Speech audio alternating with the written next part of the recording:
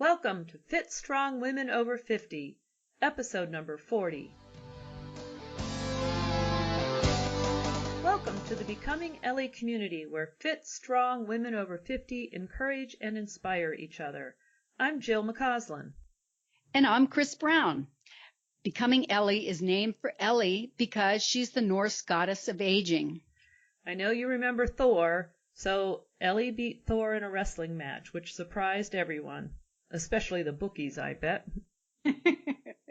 We decided to name our group Becoming Ellie because we want to be fit and strong in the second half of our lives. That way, we're ready for whatever challenges come our way. Right, and we decided to name our community Becoming Ellie because we are constantly striving to reach different goals. So it's an act of becoming. In my effort to become like Ellie, I've been doing a lot of bike riding this summer. In fact, I did one of my favorite rides just this morning with a group of 6 other friends, and it was so much fun. The weather is perfect today for bike riding, and I'm going to do it again tomorrow. Oh, wow, great. That's wonderful.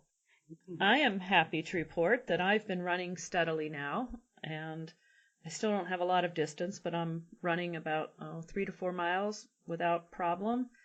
And I've also been doing some strength work pretty regularly this summer. And I went to boot camp this morning. Awesome. That's great, Jill. I've been doing a lot of yoga, and that's, to me, the other side of it all, because I'm trying to relax my muscles and relax my brain and just kind of chill out a little bit. I find myself getting pretty tense sometimes with some of the challenges that are facing me in my life at this point. So I'm finding yoga has been a great release. Yoga is very good for that. All of this ties into our podcast today because we are having a discussion with Kai Boyer, who is a certified master trainer. She's in Orange County in Southern California. And Kai competed in tennis, both in college and professionally. Unfortunately, she had a career-ending hip injury, so she had to give up her sport. I'm sure that was traumatic for Kai. I know when I've been injured, it's very upsetting, but I can only imagine if I was a professional athlete. So I know then Kai turned to her finishing her degree, and she started a business, Kai Boyer Fitness. So I think today's discussion should be informative. Let's go to the podcast. Kai Boyer is a certified master trainer in Orange County, California, specializing in women's physique, weight loss, athletic performance training, injury rehabilitation, and pain management. With over 5 years' experience, Kai has helped hundreds of individuals achieve their fitness goals and transform their lives and bodies through fitness and nutrition. Kai deals with many of the things we often discuss on this podcast, so we're really excited to talk with her today. Welcome to the podcast, Kai. Thank you for having me, Jill and Chris. I'm excited to be here today. Well, we're glad to have you. We sure are.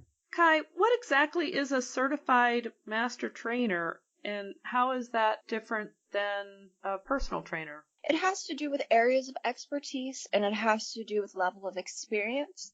I've been in the industry almost 6 years now, and I have helped hundreds of clients transform their lives. So I'm able to help clients with pain management through soft tissue myofascial work. I'm able to help clients through strength training, being able to gain muscle, lose body fat, and also help them change their life through nutrition, learning how to eat right, get on a healthy track with diet. Great. I know some of the women who listen to our podcast are really interested in those types of things, but some of them have never worked with a trainer and they can find that intimidating or overwhelming, and others they're working on a triathlon or a marathon. So we have the whole range of listeners, but the majority of our listeners are women over 50 who want to get strong and stay fit and strong. So if you were to offer just like 3 tips to help them and us work better with a trainer, if there were some things that you could offer, what would that be? It's really about finding someone who understands your goals, understands where you're at, And for a lot of women, going to the gym, going to a personal trainer is very intimidating. And for a lot of them, having a male trainer who doesn't understand their body, doesn't understand kind of what they're going through, is really discouraging, it's really intimidating, and leads to, not a great experience. So that's one of the things that we really pride ourselves on, is obviously being female trainers. We understand the female body, the female anatomy, what we should be eating, what our clients, how their bodies are going to change, what parts are going to change first, and kind of what to expect. So you think it would be more advantageous for the listeners to look for a female trainer when they're, what should they ask when they're trying to find a trainer? It's really about finding someone that aligns with what you're looking to do, whether you're preparing for a triathlon or a marathon.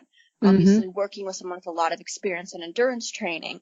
I personally work with a lot of tennis players because that's my background. So I understand the functional movements. I understand what kind of progressions they're going to need to improve, their tennis. So just really finding someone that aligns with what you're looking to do, whether it's strength training or whether it's something a little bit more specialized.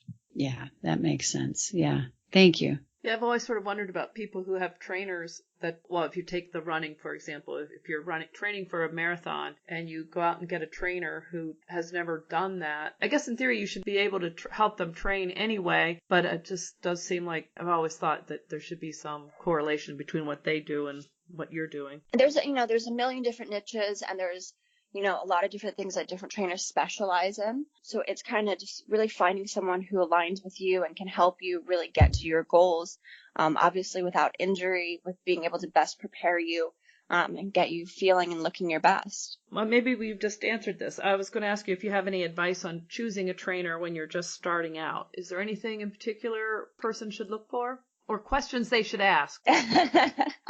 Questions you should ask, obviously if like nutrition planning and what kind of other services are included within your personal training. One of the things we offer is obviously workouts for the days you're not with us as well. So it's that you're getting a full program and that you're getting everything you need, not just an hour with a trainer, 2 hours with a trainer. Right. You want to make sure it matches with your diet, your nutrition. You have a workout plan for the other days, because you're not going to change your body working out once a week with a trainer. You need to be exercising 3 to 4 days a week. Right. So all right, let's say you're not a beginner, but you've been going to the gym and or working out, or you've been doing boot camps and you're ready for something more challenging. Do you think what you're going to look for in a trainer would change? It definitely depends kind of what your end goal is, how fast you're looking to progress, obviously what your background is in working out.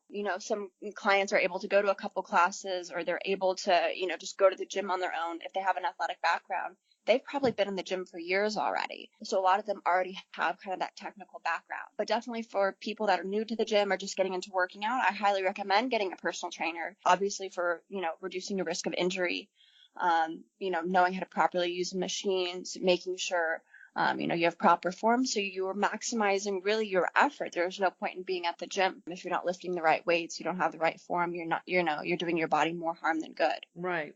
So is there anything that's unique about providing fitness training for women over 50? One of the really important things for women over 50 is obviously maintaining muscle mass after menopause. One of the big things that happen is you lose a lot of your muscle mass, you lose a lot of your bone density. And that opens up a lot of women to risk of injury, risk of falls, a lot of concerns like that. So I focus a lot on strength training, a lot on functional training, and also really being able to keep your strength, being able to be functional. What is functional training? Functional training is essentially being able to push your own body weight, being able to get yourself off the floor, being able to get up off the bathtub, being able to carry your groceries, really being able to function through everyday life without pulling your back or, injuring yourself. Okay. What would you consider the best exercises for women over 50? What would you recommend? One of the big areas we focus on is obviously planks, core strength. We do a lot of squats, body weight lunges, and we also do a lot of BOSU exercises because obviously working on stabilization is really important for preventing falls. So all three of those are really key areas we hit on. Okay. BOSU. So the planks, squats, and lunges, that doesn't surprise me. But tell me again why you do the BOSU. Is that for balance? Yeah, a BOSU ball is just basically the half ball that you use for stability and balance training. So getting used to moving different directions, being able to stabilize your body, and it really is great for core work as well. Okay, great. I assume that would include things like push-ups, sit-ups, burpees, Yep. maybe those kinds of things. Yeah, absolutely. Do you recommend any, and would you suggest any modifications? It just really depends on, obviously your level, how much experience you have. For clients that are more advanced, you can do the Bosu ball with the hard side up, which is definitely going to make it more challenging. So that's kind of something that we do by a client basis and see what their level is at. Okay, that makes sense. One reason why I wanted that question, Kai, and maybe I'll pick your brain a little bit, I've noticed that my toes are getting sore as far as doing burpees, and I think it might be a little bit of stiffness in my joints, like the beginnings of arthritis or something. Do you have modifications for burpees by any chance? For burpees, usually we'll have clients break it up and just do just the push-up and then just the jump and kind of break it up a little bit more. Okay. Yeah. Okay, good. So you must have other people you work with. You say we, so there must be more than one of you training your clients. Yes. I have 2 trainers that work for me. Oh, okay, great. Sort of actually talked about why it's especially important for women over 50 to exercise. Talked about doing strength training and functional training. What role does cardio have in all of this? Or does it? Cardio is obviously very important. After menopause, your metabolism slows down, so it makes it harder to kind of maintain your body weight. It's very easy for women after menopause to put on more body fat. So obviously helping with cardio is really great to be able to maintain your body weight, maintain your form. I don't have clients do any really high impact, high intensity type cardio, meaning like running on the treadmill, just because it's really hard on your joints. We do a lot of elliptical, we do a lot of row machine, things that are less impactful, but you're still getting all the cardio benefits of it. Okay. And that part of that, doing the functional training might bring that into, you might get some cardio in there too, I suppose. Absolutely. You're gonna get more of a high intensity cardio doing things like burpees or doing things like lunges. It's going to be slightly different, but you do need a mixable. Okay. What about with rest days and recovery? Anything special for women over 50? Do you suggest active recovery, or what do you suggest for their rest days? I try to always encourage them to do like swim classes or do things kind of that are more enjoyable, where you're still getting some type of exercise or going to a Zumba class. Things where you're still burning calories, but it's, more enjoyment than just going to the gym and lifting weights every day. Did you say Zumba class for something enjoyable? Not for me personally, but there's a lot of women out there that love a dance class or love spin class. Okay. I love spin class.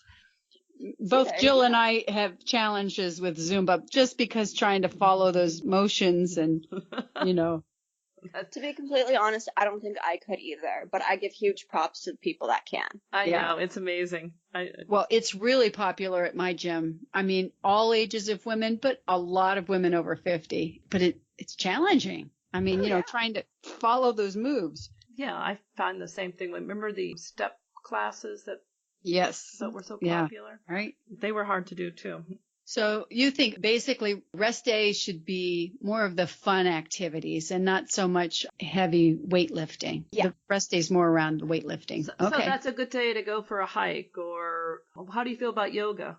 I love yoga. I love Pilates. It's great for stretching, keeping your muscles nice and loose. So I highly encourage my clients to do any of those types of classes or any of those types of activities on their rest days. Well, sort of tied into that, it takes so long to recover from an injury that I really think it's better if we can avoid getting hurt. Is there anything that you recommend to your clients or for us to avoid injury? The biggest thing is really warming up and stretching before you start any type of activity. One of the biggest things is clients love to just, come in and want to jump into a workout. And it's really important to stretch, to do at least a 10-minute cardio warm up, break a sweat, get those muscles loose. Stretch your legs, stretch your arms, foam roll your back, whatever it may be, to really just get your body moving before you start trying to lift weights and put it under that type of pressure. Okay, yeah. And then do you recommend doing the stretching and rolling after the workout as well? Yes, absolutely. We do a cool down at the end of session, stretching whatever we worked on that day. Right. Foam rolling to try to push out the lactic acid. It helps a lot with soreness as well. So all of those things are really beneficial, and it's great to keep up with. We talk about women that are working toward being fit and strong, and everyone defines fit just a little bit differently. So I wanted to ask you, how do you consider fit? What do you consider fit? What's your definition? That's a difficult question. Obviously, I work with clients of all different age ranges and different activity levels. For some people, being fit means being in the best possible shape for their sport. For some women that I work with, they'll come in at over 60% body fat. So getting them down to kind of a range where we're not worried about obesity, we're not worried about diabetes. That for them is being fit. So it kind of depends what you're looking to do and at, what point you're at. Mm-hmm. Gotcha. So it depends on the individual. Yeah, it really depends on the individual and kind of the goals they set and what they come in looking to do. It's kind of not a one-fits-all type cookie cutter situation. Right, right. So you've mentioned that one of the services you offer your clients is to help with weight loss. What kind of plans do you give them, or how do you go about that with your clients? We give them a fully intensive program. So usually most clients will see us 2 to 3 days a week for their session. We give them, obviously, we build a full lifestyle program for them, whether it's going to be other classes, other 2-3 days a week, whether they're going to go swimming, whether they're going to go for a hike, and really give them that full 4 to 5 day split they need. We also include nutrition planning, so we make them custom meal plans, what they need to buy at the market, recipes, snack lists, the whole 9 yards. And they have to check in with us every single day with everything they eat, everything they eat, drink, and exercise. So wow. we really take a look at the full package.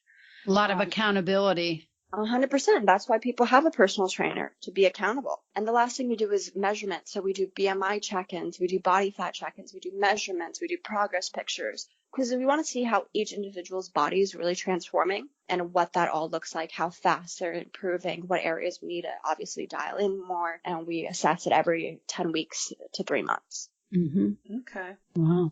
I know as a trainer, you're not necessarily a dietitian, but is it all right if we ask you about healthy food lifestyles? Yeah, absolutely. What kinds of things, what tips would you suggest for our listeners? Obviously, the most important ones is try to limit, your sugar, trying to limit your trans fat, and obviously trying to limit your alcohol intake. Those are the 3 biggest things that we try to really strive for our clients to be on board with, because most importantly, you can't outwork a bad diet. So you have to, everything kind of goes hand in hand. So it's sugars, trans fats, and alcohol. Correct.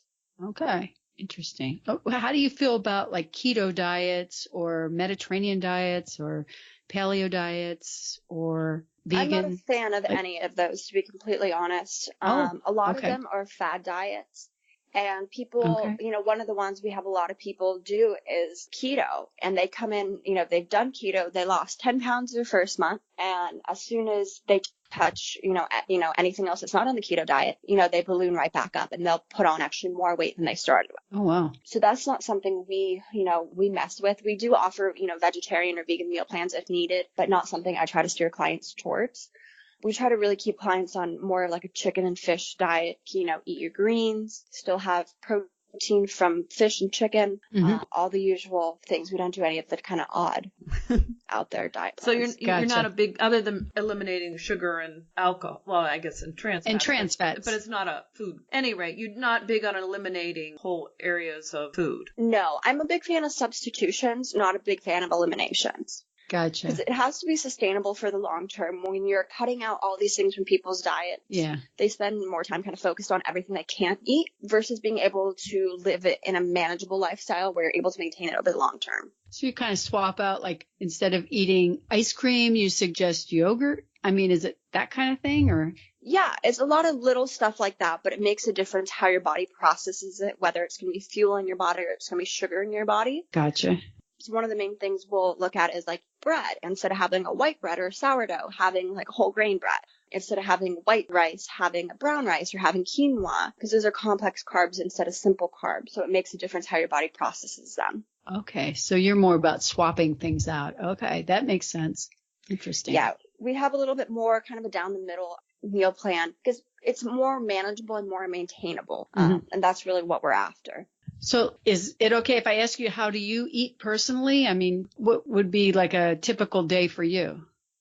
Typical day for me, typically, my biggest thing is I have salmon. I'll probably have salmon for lunch and for dinner. I make a lot of different carb substitutes. And so obviously all the market Sprouts or Trader Joe's have a lot of really good complex carb substitutes, which is like cauliflower rice. I made a mashed butternut squash last night. That was really good. There's a million different options on the market right now for, broccoli rice or carrot pasta. And they actually taste really good. They're pretty easy to make. Most of them are just steamable bags. You make that with your protein dish and you're good to go. Yeah. Well, and it's easy too. Well, it is. Yeah. I don't think I've seen carrot pasta. I've seen some other ones, but not that. Is it at Trader Joe's? Is that where you get it? Trader Joe's is one of my main ones. I mainly shop at Sprouts. Okay. But they're pretty much at any market. That's, one of the big, Yeah. new fads, I guess, is making all the different carbs out of vegetables, which is really cool. Yeah. And we should say, I think you're located in California, right? I am. Yeah, because I don't think we have Sprouts restaurants around here. Where are you guys? Sprouts. We're in Ohio. Oh, yeah. Sprouts is kind of like the natural organic market out here. Gotcha. Well, hopefully they'll bring some to Ohio pretty soon. Yeah, you guys are out there. So what do people need to do to be successful when you're working with them? When someone is successful, what are they doing? And when someone is not, what are they doing? The make or break point is really consistency.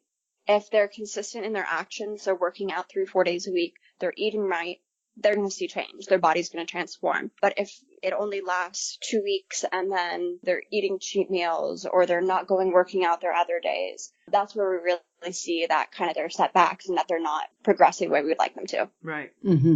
So consistency, that's one of the mantras I try to always remember: consistency over intensity, because I'll get going really good for a little while and then, I'll start to back off. So and that's how most people are. It's just a matter of, after holidays or after vacation, really getting back on track and dialing it back and getting back into your routine is really one of the biggest parts is for that consistency. That's the hard one, I think. You get off schedule and suddenly that's a challenge for most of us to get back into the routine. Yeah, or you get a new schedule, but you don't use it the way you need to in order to make it happen. Well, you really have me motivated here to get more consistent with my training and with my eating habits. And I appreciate you talking with us so much today. Thank you for having me. It's been an honor to be on your podcast. If some of our listeners would like to contact you, are there certain ways that you'd like them to reach out? Do you have places online that would be helpful? Yeah, my website is kaiboyerfitness.com. Okay. KAIBOYER fitness.com. My Instagram is also the same thing, Kai Boyer Fitness. And they can see a lot of the types of training we do. They can see live action. We post a lot of meal prep stuff. So you can really see more about our program on there. Okay, great. That's on Instagram. We'll put links to all this in the show notes, too, for people listening. Awesome. Well, great. Thanks again. Really appreciate your time and look forward to getting more consistent with my workouts. And I think the meal prep is of interest to me as well. So I'm going to check out your Instagram. Awesome. Thank you so much. Thank you. Bye-bye now. Bye. Thanks, Kai, for talking with us. I really appreciate hearing what different trainers have to say. I think I always learn something new. Yes, or at least I hear something again that makes me realize, gee, I forgot about that. Yeah, I know what you mean. So, Chris, I'm going to change the topic for a minute. I've been meaning to ask you about your Fitbit. I know you've used 3 different versions, but I can't remember which one you use. Well, that's because I just got a new one this week. You did? I did. I didn't tell you. Oh, no. Oh, what'd you get? Well, I used a Charge 2 for so long, but they don't make that anymore, so I got a Charge 3. Oh, okay. Yeah. I started out with a Zip, the little one that just clips on and all it does is count your steps. And that's how I got addicted to the Fitbit. And then the Charge 2, I really liked that one in that it did your heart rate and I enjoyed having that information. But I had it so long it finally fell apart. Right. Which one do you have? So right now I have the Ionic, which was, of course, the most expensive one at the time, but it tracks different sports, including swimming. In a pool. It doesn't do open water swimming, but it tracks laps for me in the pool, which is kind of cool. And I like it a lot. I started with the One, which is also one that you clipped on, and it was just basically a step counter, which I really like. The ones that clipped on I felt were maybe more accurate step-wise, count-wise. Yes. I switched from that to, I think I went to the Surge, which they don't make anymore. And then I wore that one out and, and I was feeling pretty grumpy about it breaking. And someone pointed out that I wore it every day for 1.5 years. And how long did I think something was going to last when you wear it every single day, all day long? I said, okay, good point. Well, I expect the Fitbits to stay fit, just like, Ellie. Yes, I know. But so I got the Ionic. I like it. So it's sort of like, it was at their answer to a smartwatch a couple of years ago. So it has some features on it, which of course I don't really use. Like I could download Pandora music onto it. Well, this new Charge 3, I guess, does swimming too, but I haven't figured that out yet. And honestly, I don't do that much swimming. I still find I'm in the habit of taking it off to take a shower, so I do. But I'm not worried about like when I'm doing dishes or I'm riding my bicycle in the rain, which happens on occasion, Right. And I'm not freaking out about that anymore. So that's pretty good. And I think you mentioned to me the other day that you can track food on the Fitbit. So on the I didn't app, know that. not on the actual thing that you have on your wrist, but if you okay. go to the website or the app on your phone, they have a option that would be like on MyFitnessPal or Spark or wherever that you can log food. I tried it. It's been quite a while since I tried it, but I did try it a few years ago, I think. Because I had all that data already in Spark people, I just stuck with that. But I do know people who do track all their food in Fitbit. So it's just nice in a way because then everything is in one place. Well, I actually track when I do track my food in MyFitnessPal, and I set it up so it would sync with my Fitbit so it knows. I track my weight in MyFitnessPal, and so that helps Fitbit understand how many calories I've actually burned and things like that. But I don't think I'd want to track food in Fitbit, but I haven't looked at it enough. But I do remember that now because you can track the amount of water you drink, which I have thought would be a great idea. So that's one of my goals for the next 4 months is to make sure I drink enough water. It's real easy for me to, by the end of the day, think, oh, I didn't drink enough water. And then here I am going to bed, drinking, too much Which makes water. you wake up in the middle of the night. Exactly. So it's not the best plan, but that's one of my goals. I should say one of my action plans, and that is to drink the right amount of water every day. Well, that's a good one. And you motivated me on that because I saw you had your water bottle with the rubber bands around it. That helps too.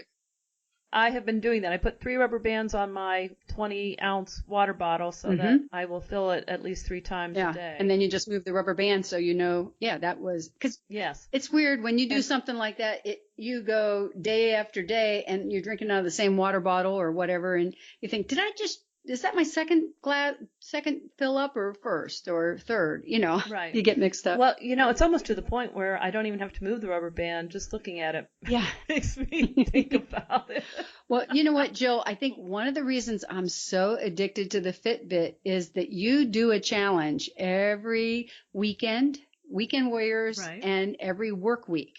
And I have to say, I don't even know the other people that well, I did meet that one guy, but I don't know the other people that we're competing with, except for our friend Marty. It's funny. It gives you a real sense of, oh, come on, I can do this. And the challenges really work.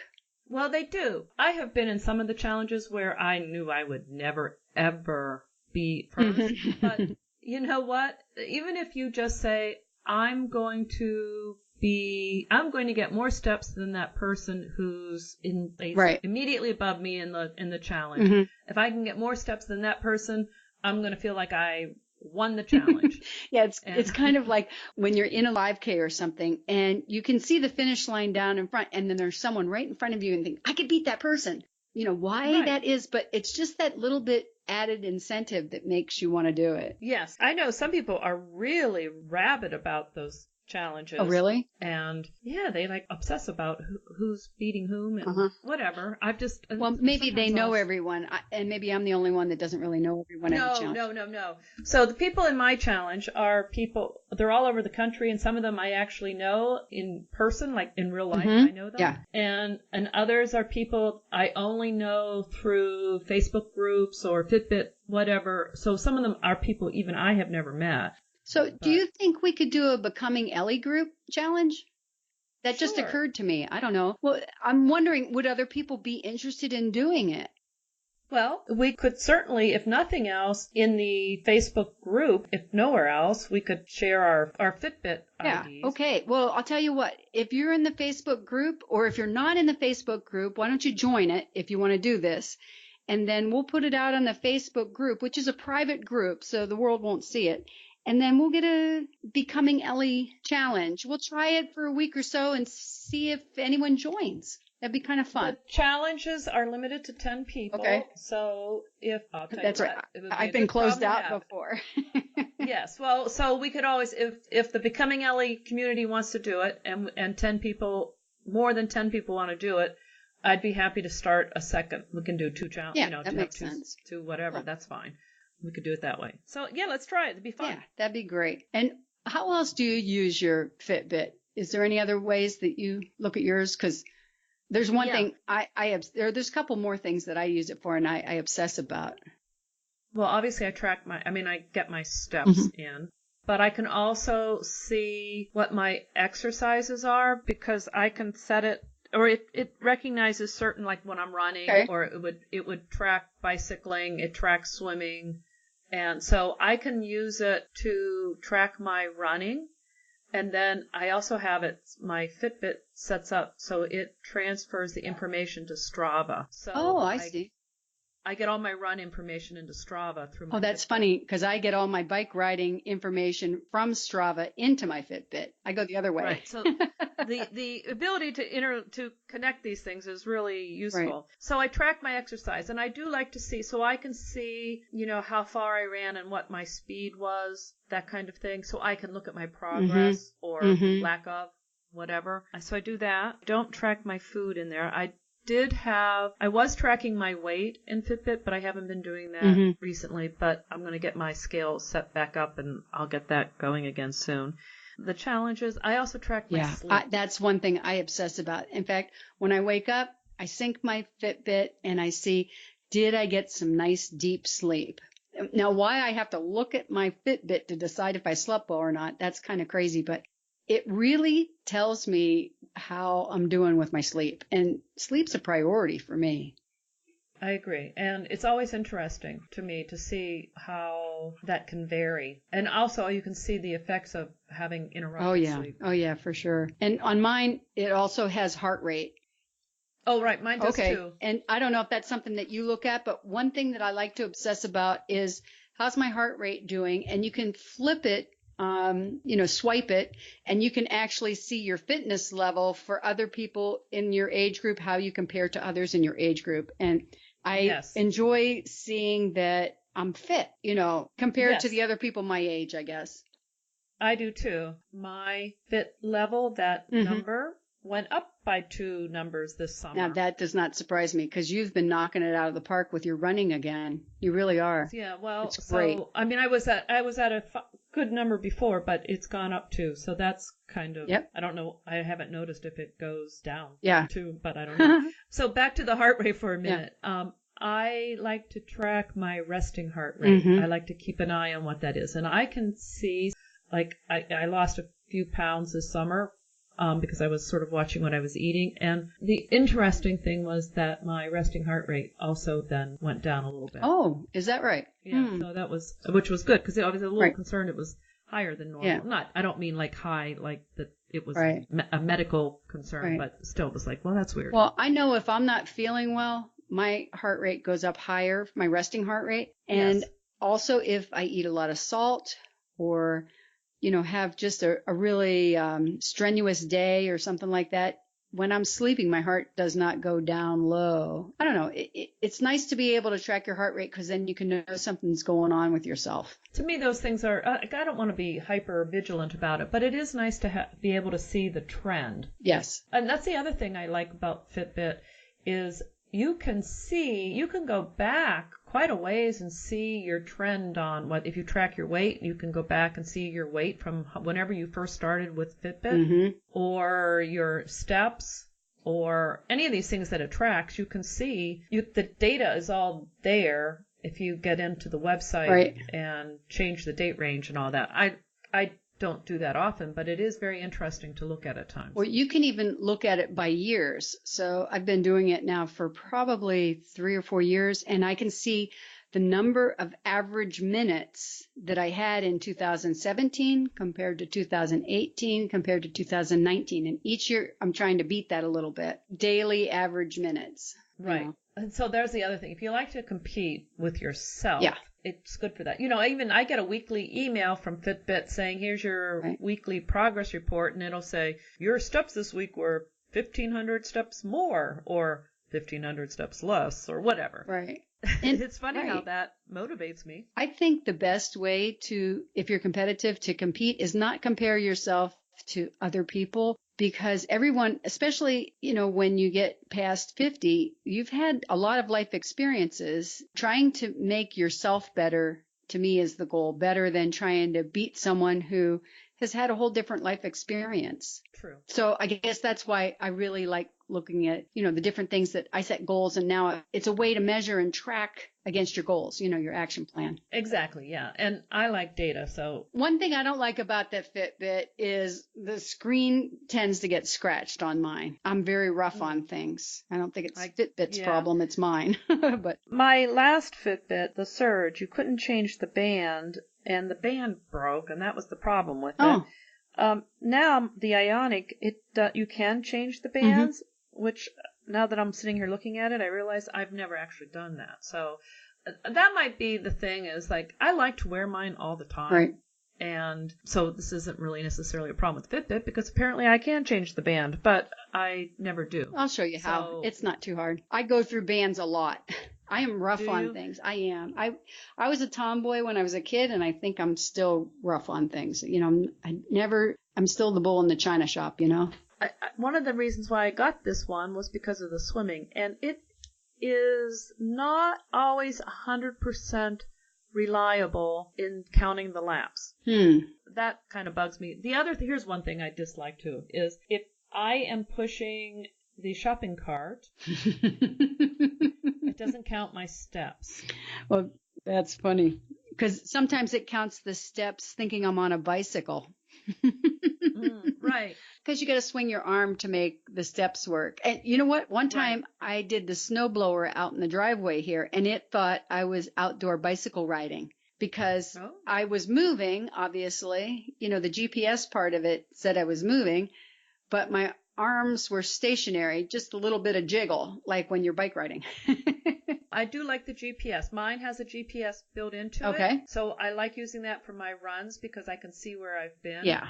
And this is I don't mean this to be morbid, but there are times when I'm out doing things and I think, well, if something happened to me and I disappeared, that at least people would be able to track down where I was through my Fitbit. See, I have my privacy set on off or whatever, so people can't see me unless I turn it on. And so. Well, I figure Fitbit can, though. Oh, they know where you are at every moment. So if you really disappeared, the police could ask Fitbit, where was the Fitbit last? And they would tell the police. I'm probably being naive, thinking that there really is privacy. I mean, I know when I called Fitbit, when my last one broke, they were able to see my sleep records, and I thought, oh, that's kind of creepy. Yeah. But I have to say, on the whole, I really like mine. Yeah, I like mine too. And, sometimes I get irritated with Fitbit, and I think, I'm going to change brands. But I like the community part of it, too. I like having those challenges. Well, my Charge 2 actually broke back in late April, if I remember right, and I borrowed my husband's Blaze for a while till it became kind of awkward because it wasn't borrowed anymore when months had gone by. And I find that he wanted it back. Yeah, he wanted it back. So I finally broke down, and I was looking for a Charge 2 because I'm the kind of person that I like what I like, and I don't like to. Right. But I just decided, oh, Chris, come on, upgrade. It's not that terrible, so I did.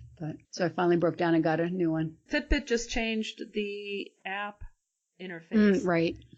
Which I had resisted changing to because I'd read online people didn't like it. And then I thought, you know what? I don't want to be that cranky old person who doesn't like change. So I already am the cranky old person who doesn't like change, but trying to embrace change. Right. So I downloaded the new app onto my phone, I updated it a few days ago. So what do you think of the new interface? I see what people dislike about it, but I suspect it's like anything else that you give me a couple weeks with it and I'll forget what the old one was. Yep, and that's the way it goes. I'll get used to it and it'll be fine. So the one thing that I do like about it, in a way, is that there's like a highlight of your different challenges that actually show up on the home screen.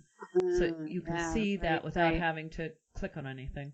Yeah, and that's nice. That's real nice. Yeah. I'd love to hear what listeners think about their Fitbits. Anybody listening have a Fitbit? Let us know. Send me an email at chris@becomingellie, that's ELLI.com, or even leave us a voicemail at 330-970-6662. If you're outside the U.S., you'll have to use that country code of 001-330-970-6662. And we'd love to hear from you. Yeah, and let us know if you're interested in doing a Fitbit challenge.